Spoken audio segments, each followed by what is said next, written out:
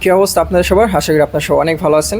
আবার সেই কলিং প্রসঙ্গে কথাবার্তা বলবো। সেটা হলো যে আম, গত 3 দিন আগে 4 দিন আগে আমি একটা ভিডিও বানাইছিলাম যে আসলে আপনারা মালয়েশিয়া এসে কীরকম টাকা ইনকাম করতে পারবেন এবং কীরকম খরচ হবে বা কীরকম রাখতে পারবেন। আমি যে আপনার বেতনের কথা বলছিলাম 1700 রিঙ্গিত, সর্বোচ্চ 1900 রিঙ্গিত আপনাকে একটা কোম্পানি বেতন দেবে। সো আমি যেমনটা বলছি এরকমই, ঠিক আছে। এই দেশের নিয়ম অনুযায়ী 1700 টাকা। আর আপনার কোম্পানি যদি ভালো হয় বা এরকম যদি দিয়ে থাকে বা আপনি যদি আপনার যে কাজ করবেন এই কাজ যদি একটু কঠিন হয়, হার্ড হয়, ওই ক্ষেত্রে আপনার 1800 বা সর্বোচ্চ আপনি 1900 পেতে পারেন। আর এর উপরে যা পাবেন সেটা হলো আপনার ওটির উপরে নির্ভর করে।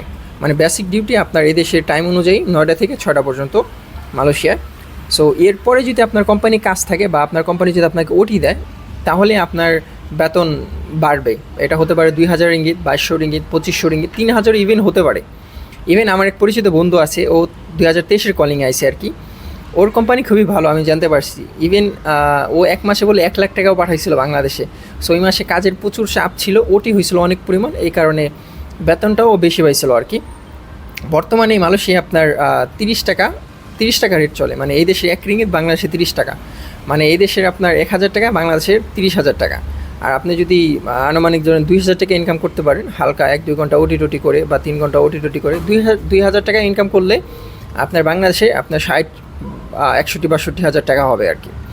সো এরকম তো পরিমাণ টাকা আপনি পাবেন। আর আপনার যদি নসিব ভালো থাকে, আপনি যদি ওরকম দেখে শুনে আপনার পরিচিত কারোর মাধ্যমে দেখে শুনে বুঝে শুনে যদি কোনো কোম্পানির নাম শুনে আপনি আসতে পারেন, আন্ডারে আসতে পারেন, তাহলে হয়তো বা আপনি বেশি টাকা ইনকাম করতে পারবেন।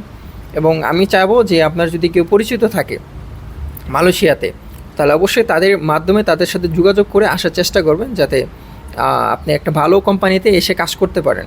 কারণ ভাই এইটা এটা আমি সবুজ ভালো করেই জানি। আমার আলহামদুলিল্লাহ আমি মালয়েশিয়া প্রায় 10-12 বছর ধরে আসি।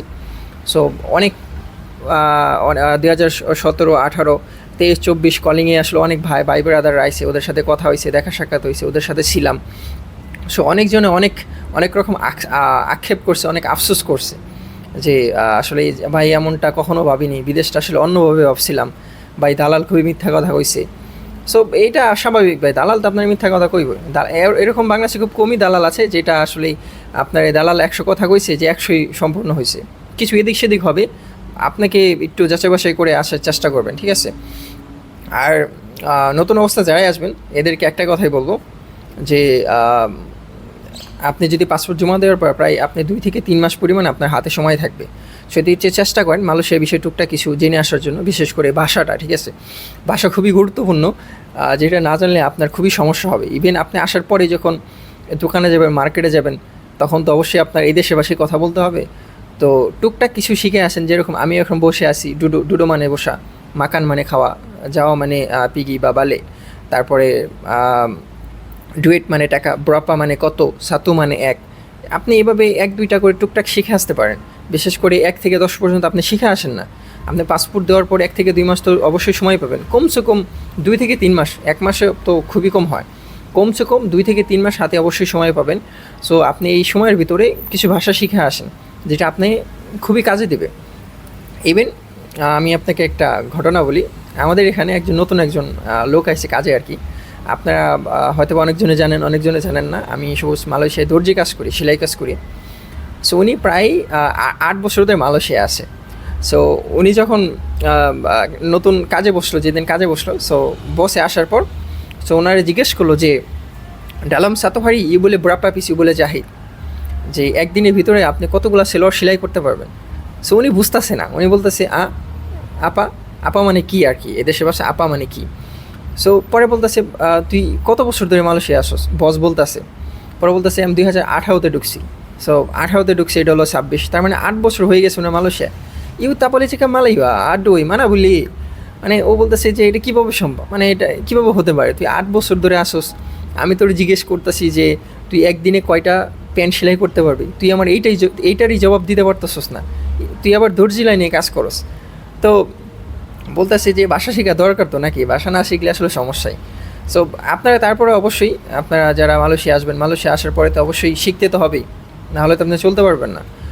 যদি বাংলাদেশ থেকেই আপনি শিখে আসেন তাহলে আপনার জন্য সহজে হবে, কারণ আপনি আসার পর তো আবার কাজকাম করবেন না, কাজকাম শেষ করে বাসায় আসবেন, একটু মোবাইল দেখবেন বা ফ্যামিলিতে কথা বলবেন। তখন তেমন একটা সময় পাবেন না।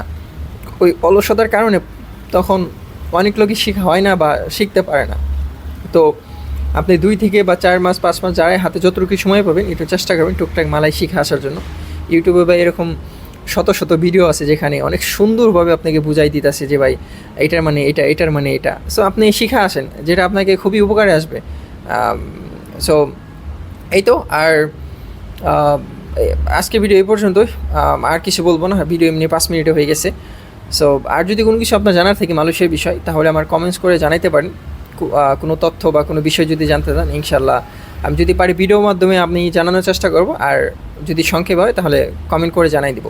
সো আজকের ভিডিও এই পর্যন্তই। ভালো থাকবেন, সুস্থ থাকবেন। আল্লাহ হাফেজ।